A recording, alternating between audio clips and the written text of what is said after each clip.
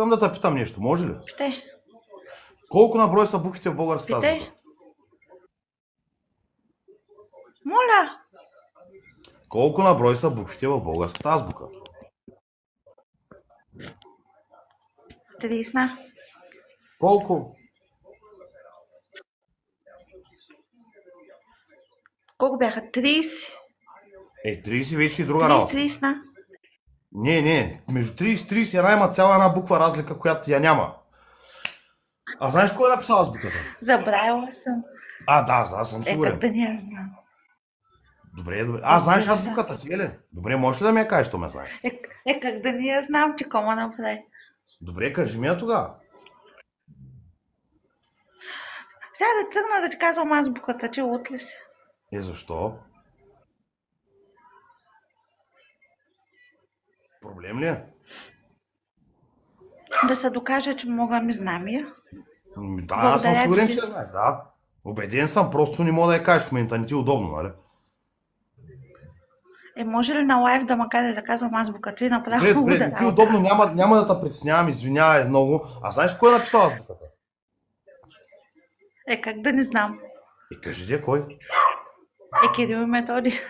И брат му, нали? И брат му. Ама и брат му, нали?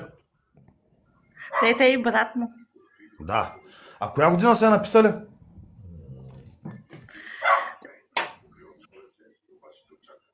Добре, ости. Тегава работа. Мани азбуката. Остай. Да. По-добре не мога питай. Колко на брой са 7-те чудеса на света? 7. Добре. Примерно в Китай се намира едно от тях. Знаеш ли кое е то? Въобще не ме питай за Китай, защото не знам нищо за там. Чак до там не съм стигнала. Ости го Китай. Египетските пирамиди знаеш ли къде са? Знам. Къде? Прочети, да, прочети. Китайска стена. Гледам тук, че пишат. Васил Левски с какъв куршум е убит? Сребърен или обикновен? Де да го знам. Как ти да го знаеш, бе? Аз по принцип съм учил, че е обесен, ама ти явно не. Как да не съм? Да бе, видях. Стига, за първи път ме гледа толкова много хора. Значи направо... Само 600 човека се излагаш пред тях, не са кой знае колко. А кога е националният празник на България, поне знаеш ли? Знам 3 март. А защо е националният празник на България тогава? Освобождението на България. Коя година се е случило? Годината съм я забравила. Ма то всяка година като се чества казват, колко години от навършването така има честване на шипка. Само за той ще мисля аз.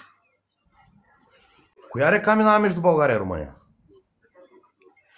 Не знам. Как не знаеш, бе, човек? Значи съм можела да се правя на бавно развиваща. Харесваме. Ти искаш да кажеш, че до сега игра роля, така ли? Добре, щом до сега си играла роля, аз сега ще ти задам въпрос отново, без да играеш роля. Коя година е роден Васил Левски? Що да не играя? Ти не играеш роля, човек.